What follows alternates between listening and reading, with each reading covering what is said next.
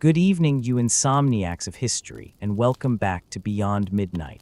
Tonight, we're delving into a topic so utterly terrifying, so relentlessly bleak, that it makes your average Monday morning commute look like a trip to Disneyland on a unicorn. We're talking about the Mongol Horde, and the question isn't how did they conquer so much, but rather, surviving the Mongol Horde, impossible, spoiler alert. For most, the answer was a resounding, blood-curdling yes. Picture this, it's the early 13th century. Europe is busy with its squabbles, its crusades, its deeply questionable hygiene practices. China is a patchwork of dynasties, each convinced of its own eternal superiority. The Islamic world, a beacon of learning and culture, is thriving. Everyone, it seems, is perfectly content in their little corner of the globe, blissfully unaware that a storm, unlike anything humanity had ever witnessed, was brewing on the vast, unforgiving steppes of Central Asia. A storm that would make the Black Death look like a mild case of the sniffles and leave entire civilizations wondering if they'd somehow offended every deity known to man. Now, when we talk about surviving the Mongol Horde, we're not just talking about dodging a particularly aggressive tax collector. We're talking about avoiding an existential threat that moved with the speed of a desert wind and the precision of a master surgeon. If that surgeon's primary goal was to remove your entire population and salt the earth where your cities once stood. This wasn't just warfare, it was an industrial-scale re-landscaping project with human lives as the primary building material. So let's set the scene. Imagine you're living your perfectly mundane 13th century life. Perhaps you're a peasant, tilling a field somewhere in Eastern Europe, blissfully unaware of the concept of indoor plumbing, or for that matter, a continent beyond the horizon. Or maybe you're a merchant in Samarkand, haggling over spices, convinced that your city walls are impenetrable, a testament to human ingenuity. Whatever your station, your biggest worry is probably the harvest, or that annoying neighbor who keeps borrowing your best goat. Then, the whispers start. They come from the east, carried on the wind like a particularly nasty plague. Rumors of horsemen, thousands of them, tens of thousands, 100,000. They ride like demons, shoot arrows with impossible accuracy, and their numbers are, well, they're simply uncounted. They move faster than any army has a right to, appearing out of nowhere, sweeping across the land like a tidal wave of destruction. And they leave nothing but silence in their wake. No, not even silence. Just the wailing of the wind through ruined structures, and the occasional, unsettling creak of a gallows. This, my friends, was the Mongol PR campaign, and it was terrifyingly effective. See, the Mongols, under the leadership of a man who started life as Temujin and ended it as Genghis Khan, a name that still echoes with a certain ominous resonance, even today weren't just good at fighting. They were masters of psychological warfare. They didn't just want to defeat you. They wanted to utterly demoralize you, to break your spirit, to make you question the very notion of resistance.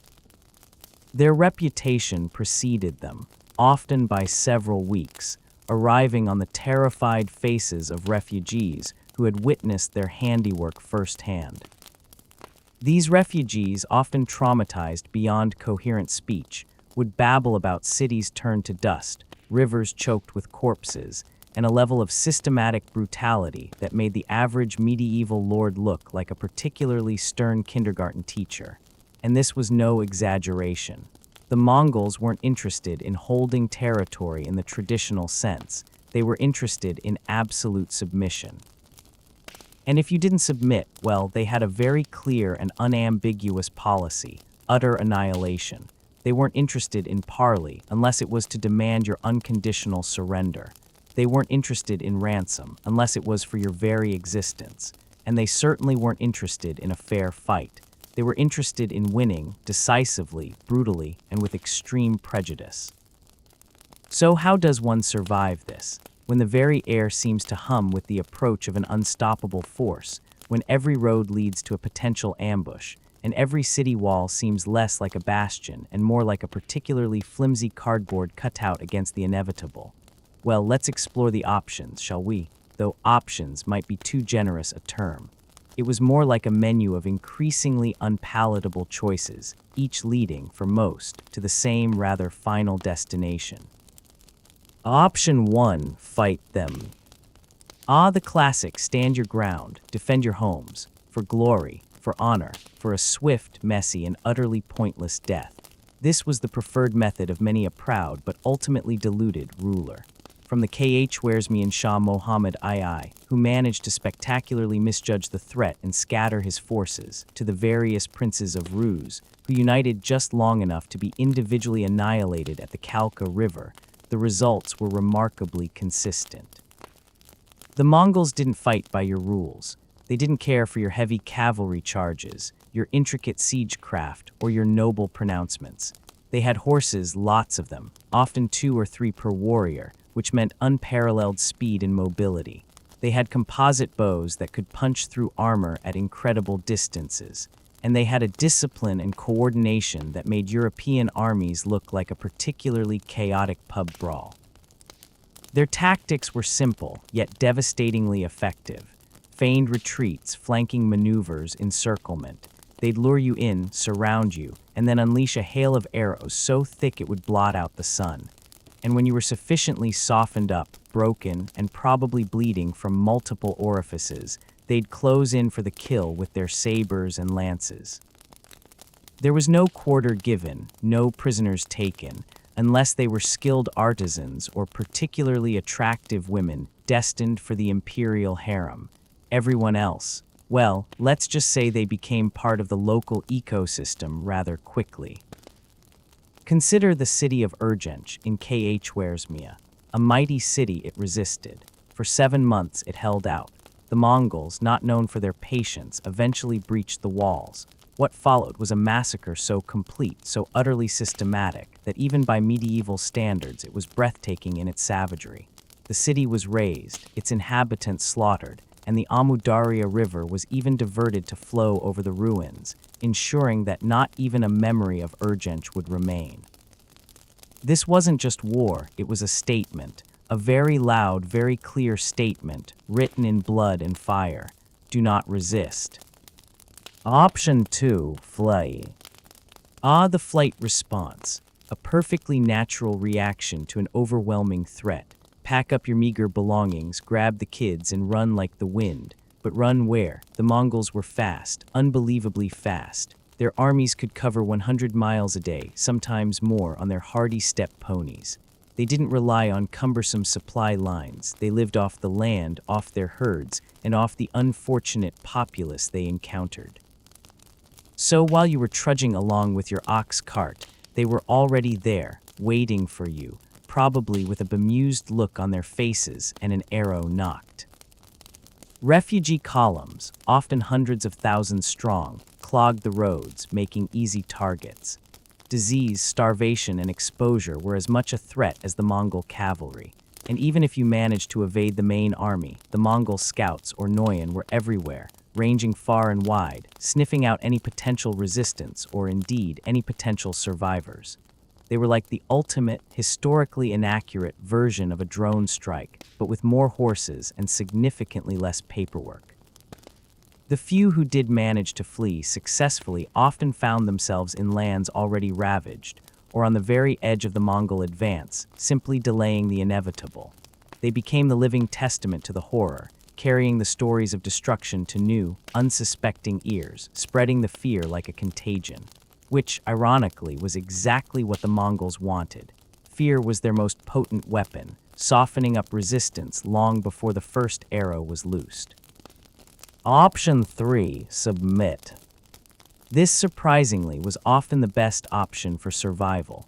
If you threw open your gates, offered tribute, pledged allegiance to the great Khan, and generally prostrated yourself in a suitably groveling manner, you might just be spared. Your city might be garrisoned, your people taxed, and your sons conscripted into the Mongol army, often forced to fight against their former countrymen, which was a delightful bit of psychological torture the Mongols perfected. But you would, technically, live. However, submission came with caveats, and those caveats were often written in very small, very bloody print. First, the Mongols had a notoriously low tolerance for what they considered rebellion. If you submitted, then later decided to have second thoughts, or perhaps missed a tribute payment, or even just looked at a Mongol commander the wrong way, the consequences were swift and absolutely brutal. The punishment for a city that rebelled after submitting was far worse than for one that resisted from the outset. It was a lesson in obedience, etched in the ruins of your once proud city. Take Baghdad, for example. In 1258, the Abbasid Caliph al-Mustasim initially refused to submit to Hulagu Khan, grandson of Genghis. When he finally did, it was too late. The Mongols sacked Baghdad, a city that had been the intellectual and cultural heart of the Islamic world for centuries. Libraries were burned, scholars slaughtered, and the caliph himself was executed, rolled in a carpet and trampled to death by horses, because Mongol tradition forbade shedding royal blood on the ground. A rather grisly, if creatively macabre, end. The sheer scale of the destruction was staggering, with estimates of casualties ranging from 100,000 to 1,000,000. The Tigris River reportedly ran black with ink from destroyed books and red with blood. Baghdad, once the city of peace, became the city of corpses. Even if you submitted, you had to hope that your particular city or region wasn't deemed strategically unnecessary, or that you didn't have a particularly valuable skill that the Mongols wanted to exploit elsewhere. Artisans, engineers, scribes, physicians, these were often spared, rounded up, and sent east to Karakoram or other Mongol centers to put their talents to use for the new masters of the world, everyone else. Well, the Mongol policy was generally to leave only enough people to maintain a minimal economy for future taxation. The rest were superfluous, and the Mongols were very efficient at superfluous removal. So the odds of survival, even with submission, were a roll of the dice, a very heavily weighted dice, where most sides had a skull etched on them. The Mongol machine, why they were so good at making survival impossible. Let's dissect this terrifying efficiency for a moment. It wasn't just brute force. It was a meticulously crafted system of conquest, honed over decades of warfare. Leadership: Genghis Khan wasn't just a warlord, he was a revolutionary. He unified disparate, warring tribes under a single, iron-fisted command, replacing tribal loyalties with loyalty to himself and the Mongol nation. He created a meritocracy, promoting commanders based on skill, not birth. This was unheard of in the feudal societies of Europe or the rigid hierarchies of China. His successors, like Urjade, Guyuk, Mernk, and the aforementioned Hulagu, continued this legacy, leading with a chilling competence. Military organization: the Mongol army was a finely tuned instrument of destruction. It was organized into decimal units: Aravans 10 men, Zuns 100, Nyangans 1,000, and Tumens 10,000. This structure allowed for incredible flexibility, rapid deployment, and easy communication. Every man knew his place, his role, and his commander. Desertion was punishable by death, not just for the deserter, but for his entire Aravan. Talk about team-building exercises. Logistics or lack thereof. As mentioned, the Mongols didn't need extensive supply lines. Each warrior carried his own provisions, often dried meat, kumis, fermented mare's milk, and a pouch of dried curds. Their horses were their mobile larders in their transportation. They could ride for days with minimal rest, living off the land or in desperate times by bleeding their own horses and drinking the blood. This made them incredibly self-sufficient and allowed them to outmaneuver any conventional army. Weaponry: the composite bow was their signature weapon. Made from layers of horn, wood, and sinew, it was incredibly powerful and accurate, capable of piercing armor at distances of over 200 meters. A Mongol archer could loose 10-12 arrows a minute. Multiply that by tens of thousands of archers, and you have a truly devastating barrage. They also employed lances, sabers, and various siege engines, which they quickly adapted and improved upon from the technologies of their conquered peoples. They were pragmatic, not proud. If a Chinese engineer had a better trebuchet, they'd use it. and then probably conscript the engineer. Intelligence and reconnaissance. Before any major campaign, Mongol scouts and spies would thoroughly map the terrain, assess enemy strengths and weaknesses, and gather intelligence on local politics and potential internal divisions. They knew who was feuding with whom, which cities had weak walls, and which rulers were particularly incompetent. This allowed them to strike where they were least expected and exploit existing vulnerabilities. They were basically the original know your enemy proponents, but with significantly more horses and less mercy. Adaptability. The Mongols were not rigid in their tactics. They learned from every campaign. When they encountered fortified cities in China and Persia, they quickly mastered siege warfare, using captured engineers and laborers to build an array of catapults, trebuchets, and battering rams. They even used gunpowder weapons, which they acquired from the Chinese long before they became common in Europe. They were a learning organism, constantly evolving, constantly improving their methods of mass destruction. Terror as a weapon. We've touched on this, but it bears repeating. The Mongols deliberately cultivated a reputation for unimaginable cruelty. This wasn't random savagery, it was a calculated policy. The massacre of one city served as a warning to the next. The sight of pyramids of skulls outside a conquered town was a powerful deterrent. It worked. Many cities simply surrendered at the first sight of Mongol banners, hoping to avoid the fate of their neighbors. This saved the Mongols time, resources, and lives, allowing them to sweep through vast territories with astonishing speed. So when you consider these factors, the unmatched speed, the disciplined and adaptable army, the terrifying reputation, and the absolute ruthlessness, it becomes abundantly clear why surviving the Mongol horde was, for most, an utterly impossible proposition. It wasn't just a war, it was an extinction-level event for many populations. And yet some did survive. Not many, mind you, but enough to keep the human story going, to rebuild, to remember, and perhaps to learn. But how? How did a handful of people, or even small communities, manage to slip through the cracks of this monstrous, all-consuming machine? It certainly wasn't through conventional means.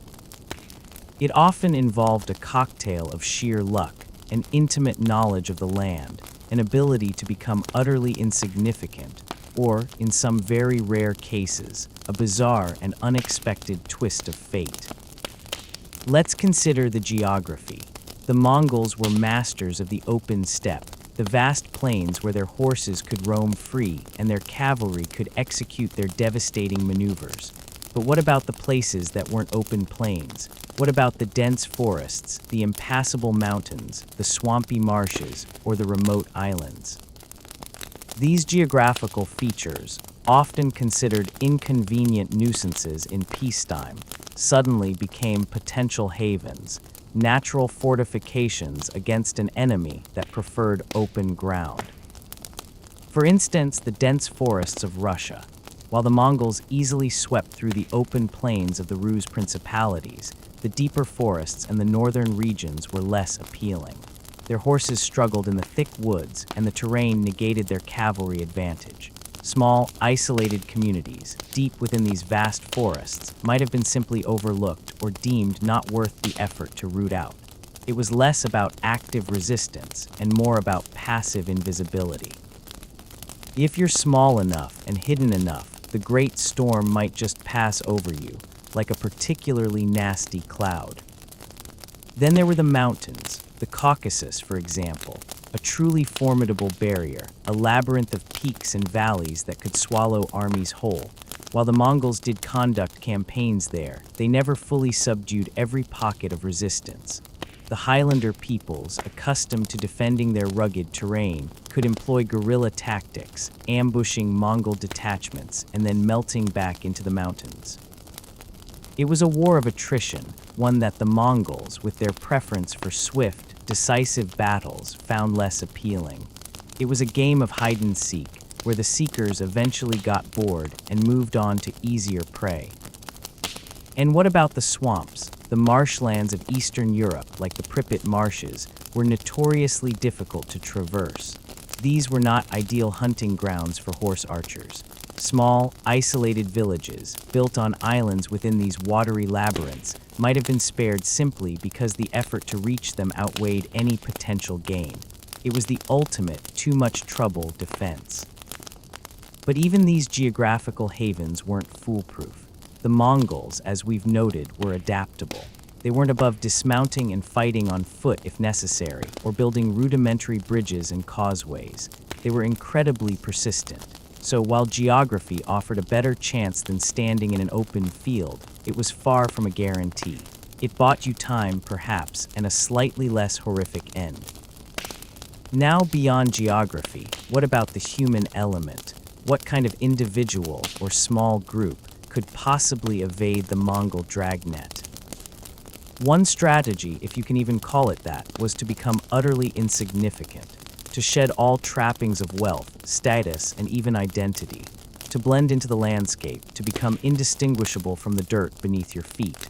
This meant abandoning your home, your possessions, and perhaps even your family if they couldn't keep up. It meant living off the land, foraging, scavenging, and moving constantly.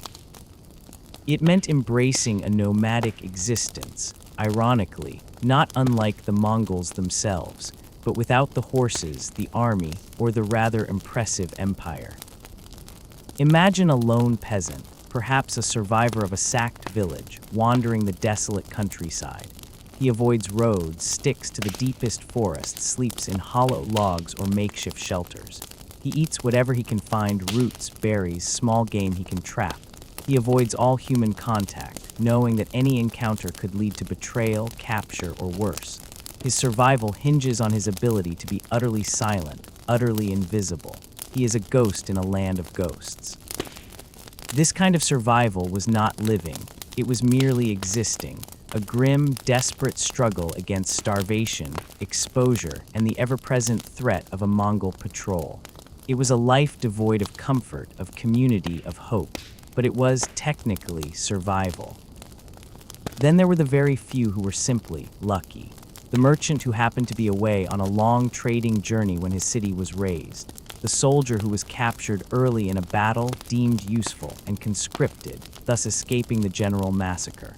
The child who was hidden by a desperate parent and later found by a sympathetic soul. These were statistical anomalies, tiny sparks of fortune in an ocean of despair. Their survival was less a testament to their ingenuity and more to the capricious whims of fate. Consider the story, perhaps apocryphal, but illustrative, of a small band of monks in a remote monastery. The Mongols sweep through the region, burning, pillaging, destroying. But the monastery is so isolated, so insignificant, so utterly devoid of anything worth plundering, no gold, no strategic value, just books and a lot of quiet contemplation, that the Mongol detachment simply rides past, perhaps pausing only to water their horses before continuing their relentless march of destruction. The monks, peering out from behind their crumbling walls, would witness the smoke on the horizon, the distant screams, and then mercifully silence. Their survival was due to being too boring, too poor, too out of the way to bother with, a rather undignified but effective survival strategy. But what about the more active forms of survival? What about those who tried to outwit the Mongols, to use their own tactics against them, or to find a loophole in their terrifying system? One fascinating aspect of Mongol rule was their pragmatic approach to administration once an area was conquered. They weren't interested in micromanaging every village. They wanted tribute and conscripts. This meant they often relied on local collaborators to administer the conquered territories. If you were a local lord, a wealthy merchant, or even a religious leader, and you proved yourself utterly loyal and useful to the Mongols, you might be allowed to retain a semblance of your former authority, albeit as a puppet. This was a dangerous game, of course. One wrong move, one perceived slight, and your head would be decorating a pike faster than you could say, "Great Khan." But for some, it was a path to survival, albeit one stained with compromise and the blood of their countrymen. These collaborators often served as tax collectors, census takers, and recruiters for the Mongol armies. They were the ones who had to enforce enforce the harsh Mongol decrees, and they were often hated by their own people, sometimes even more than the Mongols themselves. But they survived. They navigated the treacherous currents of Mongol power, balancing the demands of their overlords with the simmering resentment of the populace. It was a morally ambiguous path, to say the least, but it was a path that led, for a select few, to continued existence. And then there were the very, very rare instances of successful resistance, not on the scale of defeating a Mongol army in open battle, which was, as we've established, a fantasy, but small, localized uprisings, guerrilla warfare that aimed to harass, to inflict minor damage, to make the occupation costly and inconvenient. These were often short-lived and brutally suppressed, serving mostly as cautionary tales. But occasionally, in particularly difficult terrain or against overstretched Mongol garrisons, they could achieve temporary success. Consider the Mamluks of Egypt. They were one of the very few forces to decisively defeat a major Mongol army in open battle at Ain Jalut in 1260. This was a monumental victory, one that effectively halted the Mongol advance into North Africa and prevented the likely destruction of the Mamluk Sultanate. But the Mamluks weren't some ragtag peasant army. They were a highly disciplined, professional military caste, composed of slave soldiers, rigorously trained and fiercely loyal. They had the advantage of fighting on home turf, with supply lines, and crucially, they had a general, Baybars, who understood Mongol tactics and was willing to use them against the Mongols themselves. They also had the benefit of the Mongols being somewhat distracted by succession crises back in the empire, which meant Hulagu had taken a significant portion of his army back east. It was a perfect storm of circumstances, a truly exceptional case, and certainly not a model for the average 13th century villager. For most, Ain Jalut was a distant, almost mythical victory. So for the common man or woman, facing the Mongol horde was less about strategic brilliance and more about sheer, desperate improvisation. It was about making choices that no human being should ever have to make. Do you abandon your child to run faster? Do you betray your neighbor to save your own skin? Do you hide in a pile of corpses and pray you aren't discovered? These were the grim realities of survival. The psychological toll alone must have been immense. Imagine living under that constant shadow, the knowledge that at any moment the riders could appear on the horizon. The loss of everything you held dear, family, home, culture, even your very identity. The world as you knew it, utterly shattered. This wasn't just a war, it was a societal apocalypse, a reset button pressed with unimaginable force. And the survivors, those few, must have carried the scars of that experience for generations. The trauma would have been woven into the very fabric of their communities, passed down in hushed whispers and fearful glances. The Mongols, in their relentless pursuit of conquest, inadvertently created a peculiar kind of inverse selection pressure.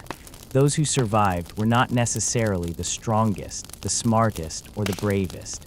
They were often the most adaptable, the most inconspicuous, the most willing to shed their previous lives and embrace a brutal hand-to-mouth existence. They were the ones who could become ghosts, shadows, or simply too much trouble. And let's not forget the sheer scale of the destruction.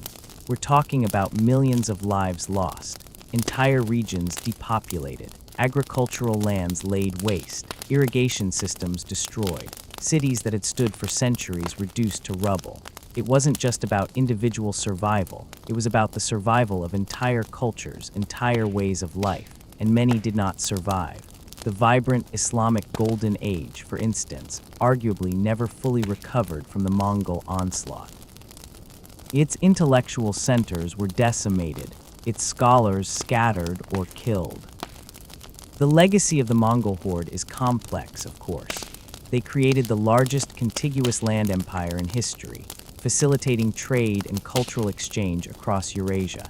The Pax Mongolica, as it's sometimes called, brought a period of relative stability and safety for merchants traveling across the Silk Road. But this peace came at an almost unimaginable cost in human lives and cultural destruction. It was a peace built on mountains of skulls and rivers of blood.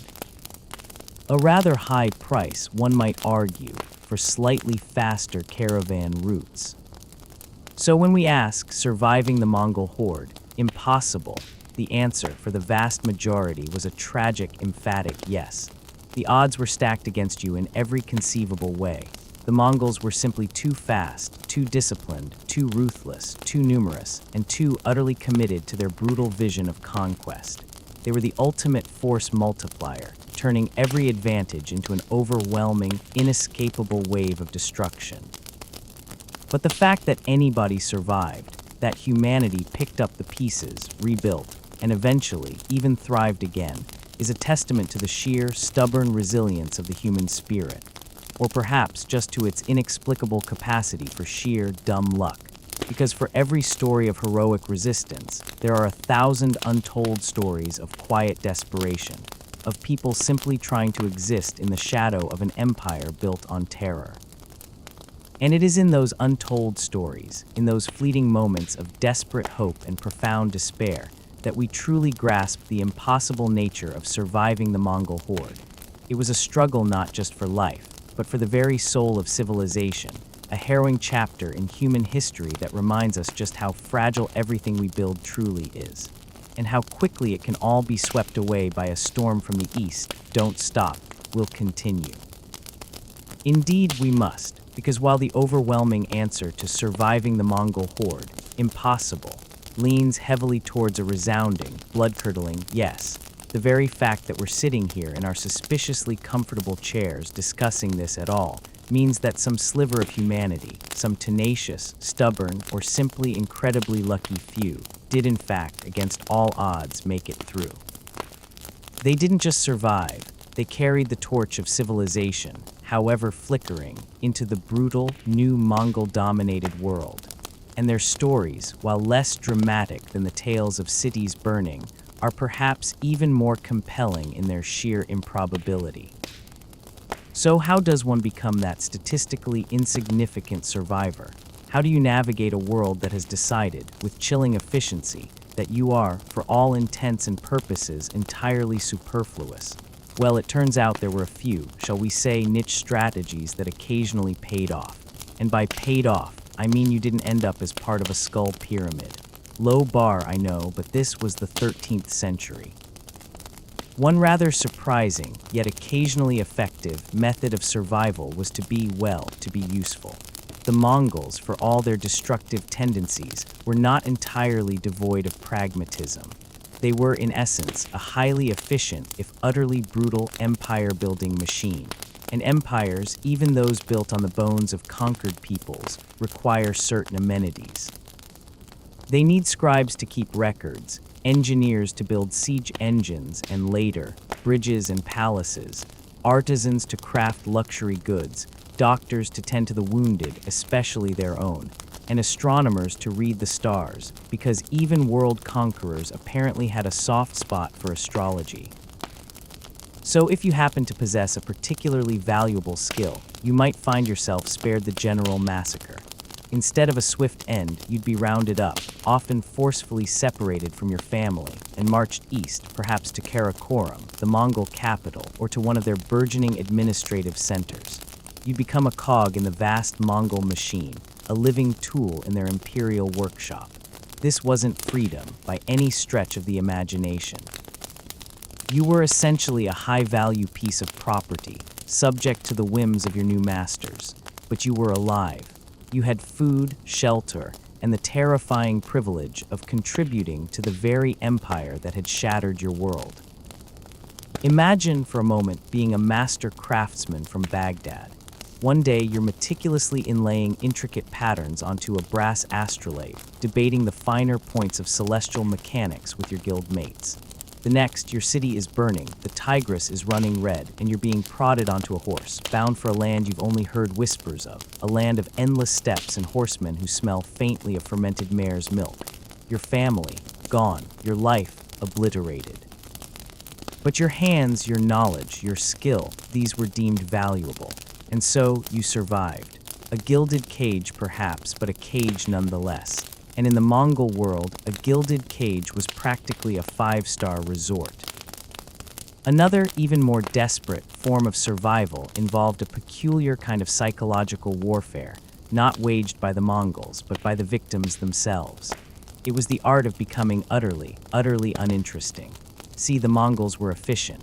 They didn't waste time on things that weren't strategically important or financially lucrative.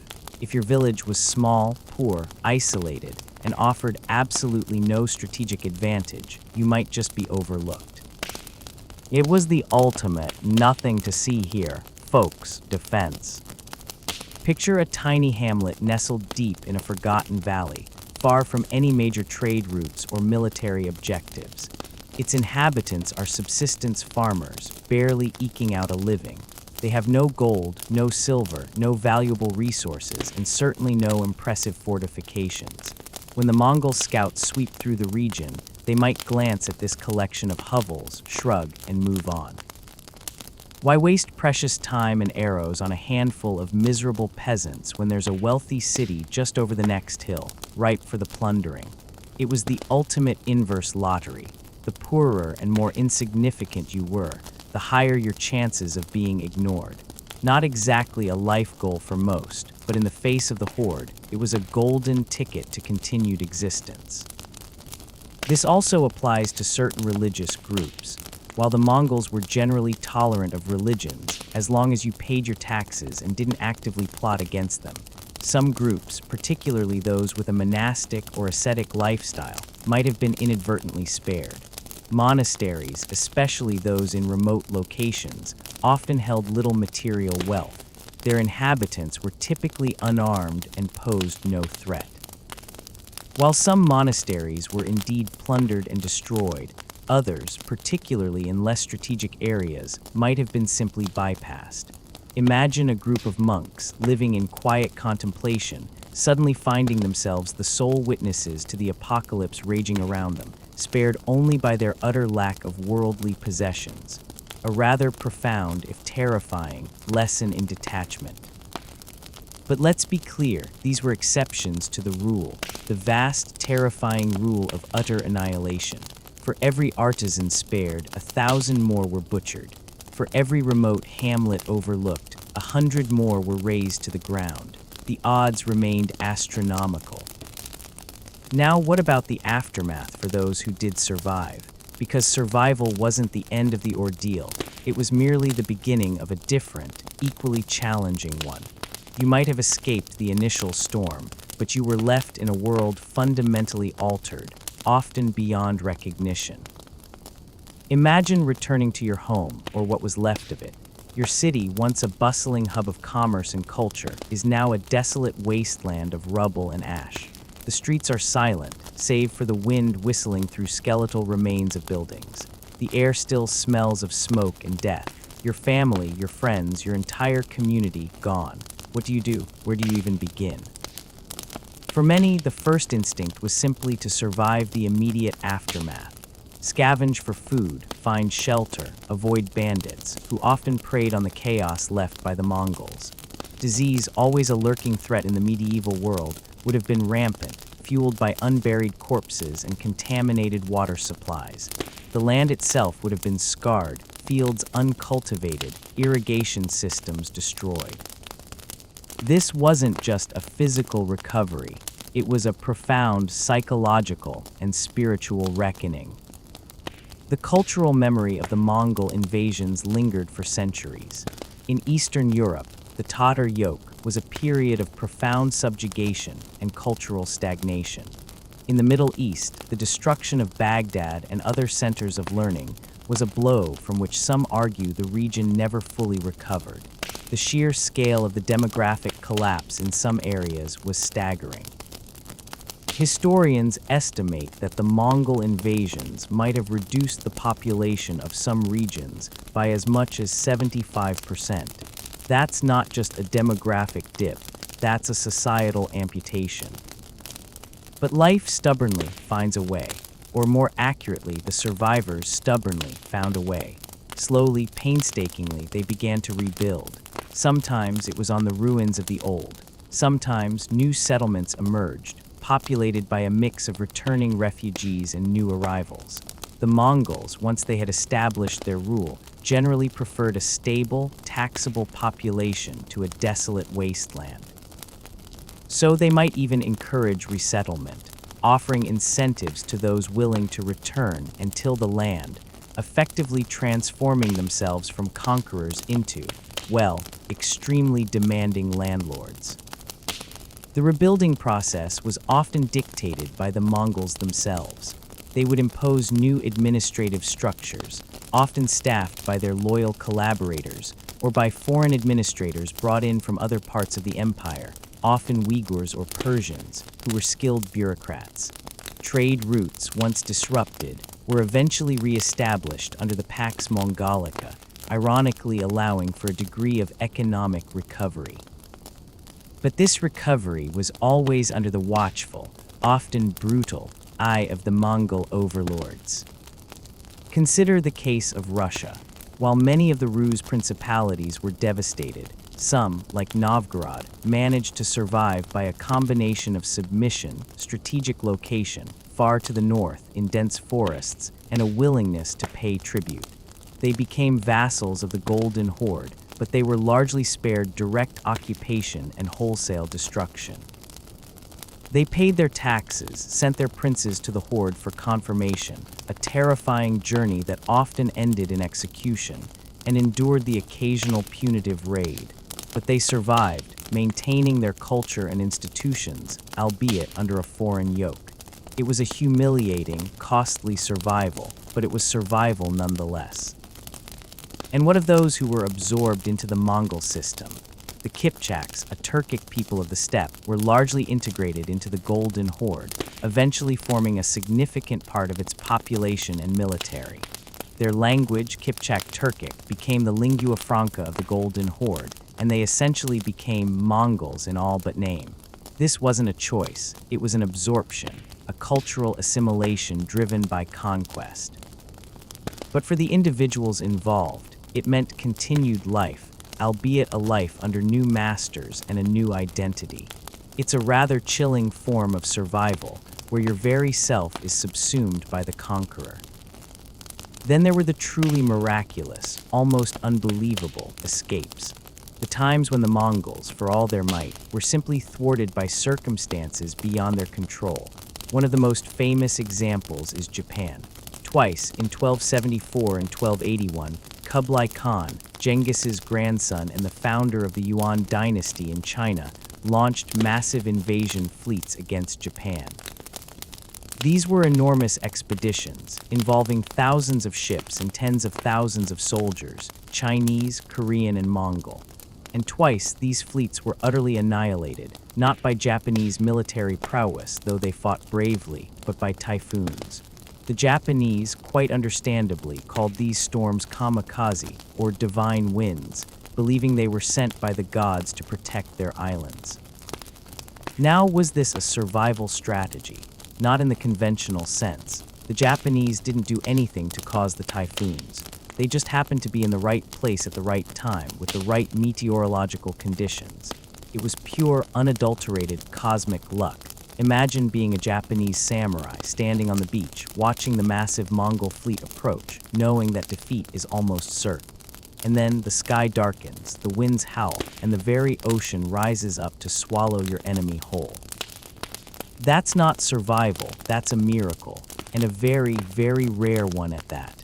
For most, divine intervention was decidedly absent.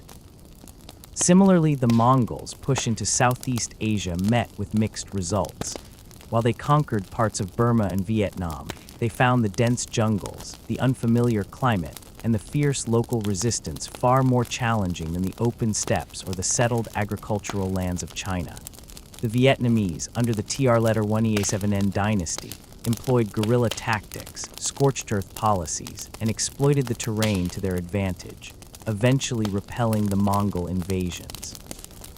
The hot, humid climate also took a heavy toll on the Mongol horses and soldiers, who were accustomed to the dry, cold steppes. Again, not a guaranteed survival strategy for everyone, but a testament to the fact that even the Mongol war machine had its limits when faced with truly inhospitable environments and determined, adaptable foes. The Mongols themselves, for all their unity under Genghis, eventually succumbed to the age-old problem of empires, internal strife. The vast Mongol Empire, stretching from Korea to Hungary, was simply too large to be governed as a single entity after the death of Genghis Khan in 1259. It fractured into several independent, often warring khanates: the Golden Horde in Eastern Europe, the Ilkhanate in Persia, the Chagatai Khanate in Central Asia, and the Yuan dynasty in China. This fracturing, ironically, offered a glimmer of hope for some. When the Mongol Khans were busy fighting each other, they had less time and fewer resources to dedicate to new conquests or to brutally suppressing every minor rebellion.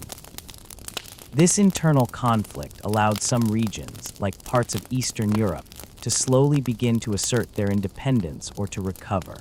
The Golden Horde, for instance, continued to exert influence over Russia for centuries, but its grip gradually weakened as its internal cohesion eroded.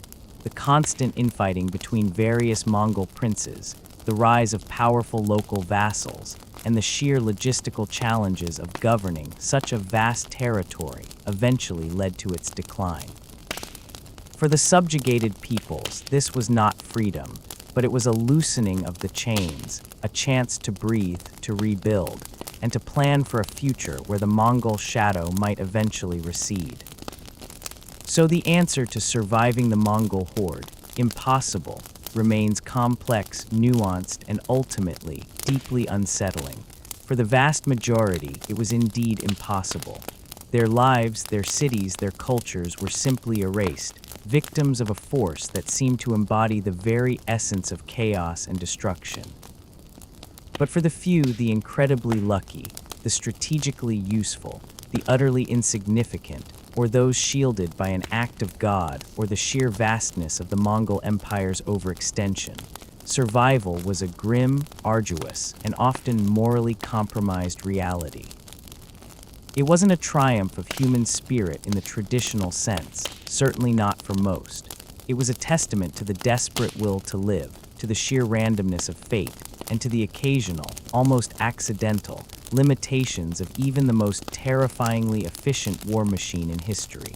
The survivors of the Mongol Horde carried not just their lives, but the profound scars of a world irrevocably changed. They were the living archives of an apocalypse, the reluctant witnesses to humanity's capacity for both unimaginable brutality and equally unimaginable resilience.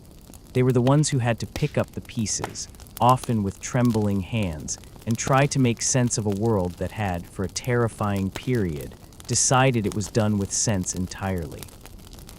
And their descendants, centuries later, still carry the echoes of that trauma, a whisper of the time when the sky darkened and the horsemen came from the east. A time when survival was not a right, but a miracle, a desperate gamble against the greatest odds humanity had ever faced. And the story, my friends, of that impossible survival is far from over. Don't stop, we'll continue. Don't stop, we'll continue. And continue we must, for the story of the Mongol Horde and the impossible question of surviving it isn't just a tale of conquest and destruction. It's a profound, if often grim, meditation on the human condition itself. It's about what happens when the very fabric of society is torn asunder, when the rules of engagement are rewritten in blood, and when the only certainty is the terrifying uncertainty of the next moment.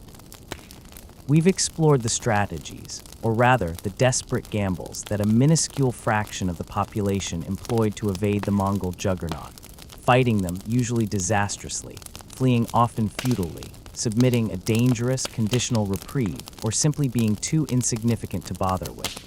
We've touched upon the rare, almost miraculous, interventions of geography or sheer, unadulterated luck, like the asterisk kamikaze winds that spared Japan.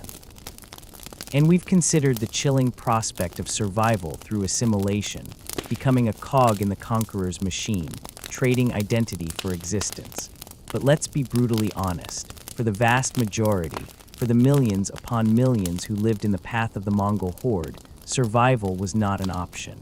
Their lives were snuffed out with a cold, terrifying efficiency that still sends shivers down the spine of history. Cities that had stood for centuries, vibrant centers of trade, learning, and culture, were reduced to dust and memory. Rivers ran red, then black, with the detritus of massacres. Entire populations were wiped from the map, leaving behind a silence that spoke volumes of their absence. The Mongol conquests were not merely wars, they were demographic catastrophes on an unprecedented scale, global reset buttons pressed with the force of 10,000 hooves. They reshaped continents, altered the course of empires, and left an indelible scar on the collective psyche of the regions they touched. The trauma was generational, woven into folk tales, etched onto the faces of survivors, and whispered in the names of the dead. And yet, here we are. Humanity, bruised and battered, did not perish. The world, though irrevocably changed, did not end. The very fact that we can even discuss surviving the Mongol Horde, impossible, means that a thread, however thin, however frayed, of human continuity persisted. This persistence wasn't a testament to collective heroism, not in the face of such overwhelming odds. It was a testament to individual tenacity, to the sheer, stubborn will to draw another breath, to find another morsel of food, to escape one more time. It was the resilience of a single blade of grass pushing through concrete, not the triumphant roar of a lion. The legacy of the Mongol Horde is therefore a paradox. It was an era of unparalleled destruction, but it also, inadvertently, forged connections across a vast Eurasian landmass, facilitated the exchange of goods, ideas, and even diseases. Hello, Black Death, thanks for coming. The Pax Mongolica, a peace enforced by the sword, allowed for unprecedented travel and trade, opening up routes that would later be explored by European adventurers like Marco Polo, whose tales of the East were both wondrous and, in their very existence, a testament to the new, terrifyingly unified world the Mongols had created. But let us not romanticize it. This was not a golden age. It was a period of brutal subjugation, of fear and famine, of cultural devastation. The survival of civilizations, where it occurred, was often a matter of strategic capitulation, of becoming a vassal, of paying tribute in blood and treasure, and of enduring the occasional terrifying reminder of who was truly in charge. So, surviving the Mongol Horde, impossible. For most, yes, absolutely. A chilling, undeniable impossibility. But for the rare, the lucky, the adaptable, the strategically useful, or the utterly forgotten, it was a desperate, harrowing, and often morally ambiguous reality. It was a journey into the deepest abyss of human suffering, from which a precious few emerged, forever changed, carrying the weight of a world that had been shattered, and then slowly, agonizingly, begun to rebuild. Their stories, often unsung, are the true testament to the enduring, if fragile flame of humanity in the face of an apocalypse on horseback. And with that, my friends, we draw to a close this harrowing journey into the heart of the Mongol storm. Thank you for staying with me, here in the twilight hours, as we peered into the darkest corners of history. Until next time, keep those historical curiosities burning bright, and perhaps take a moment to appreciate the relative peace and quiet of your own evening. You're very, very lucky you weren't born in the 13th century. Good night and sleep tight. And continue we must, for the story of the Mongol Horde and the impossible question of surviving it isn't just a tale of conquest and destruction. It's a profound, if often grim, meditation on the human condition itself. It's about what happens when the very fabric of society is torn asunder, when the rules of engagement are rewritten in blood, and when the only certainty is the terrifying uncertainty of the next moment. We've explored the strategies, or rather the desperate gambles, that a minuscule fraction of the population employed to evade the Mongol juggernaut, fighting them, usually disastrously, fleeing often futilely, submitting a dangerous, conditional reprieve, or simply being too insignificant to bother with. We've touched upon the rare, almost miraculous, interventions of geography or sheer, unadulterated luck, like the kamikaze winds that spared Japan. And we've considered the chilling prospect of survival through assimilation, becoming a cog in the conqueror's machine, trading identity for existence. But let's be brutally honest. For the vast majority, for the millions upon millions who lived in the path of the Mongol Horde, survival was not an option. Their lives were snuffed out with a cold, terrifying efficiency that still sends shivers down the spine of history. Cities that had stood for centuries, vibrant centers of trade, learning, and culture, were reduced to dust and memory. Rivers ran red, then black, with the detritus of massacres. Entire populations were wiped from the map, leaving behind a silence that spoke volumes of their absence. The Mongol conquests were not merely wars, they were demographic catastrophes on an unprecedented scale, global reset buttons pressed with the force of 10,000 hooves. They reshaped continents, altered the course of empires, and left an indelible scar on the collective psyche of the regions they touched. The trauma was generational, woven into folk tales, etched onto the faces of survivors, and whispered in the names of the dead. And yet here we are. Humanity, bruised and battered, did not perish. The world, though irrevocably changed, did not end. The very fact that we can even discuss surviving the Mongol Horde, impossible, means that a thread, however thin, however frayed, of human continuity persisted. This persistence wasn't a testament to collective heroism, not in the face of such overwhelming odds. It was a testament to individual tenacity, to the sheer, stubborn will to draw another breath, to find another morsel of food, to escape one more time. It was the resilience of a single blade of grass pushing through concrete, not the triumphant roar of a lion. The legacy of the Mongol Horde is therefore a paradox. It was an era of unparalleled destruction, but it also, inadvertently, forged connections across a vast Eurasian landmass, facilitated the exchange of goods, ideas, and even diseases. Hello, Black Death, thanks for coming. The Pax Mongolica, a peace enforced by the sword, allowed for unprecedented travel and trade, opening up routes that would later be explored by European adventurers like Marco Polo, whose tales of the East were both wondrous and, in their very existence, a testament to the new, terrifyingly unified world the Mongols had created. But let us not romanticize it. This was not a golden age. It was a period of brutal subjugation, of fear and famine, of cultural devastation. The survival of civilizations, where it occurred, was often a matter of strategic capitulation, of becoming a vassal, of paying tribute in blood and treasure, and of enduring the occasional, terrifying reminder of who was truly in charge. So surviving the Mongol Horde, impossible. For most, yes, absolutely. A chilling, undeniable impossibility. But for the rare, the lucky, the adaptable, the strategically useful, or the utterly forgot, it was a desperate, harrowing, and often morally ambiguous reality.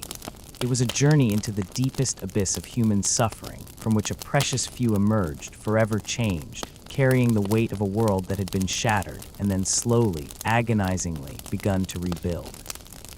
Their stories, often unsung, are the true testament to the enduring, if fragile, flame of humanity in the face of an apocalypse on horseback.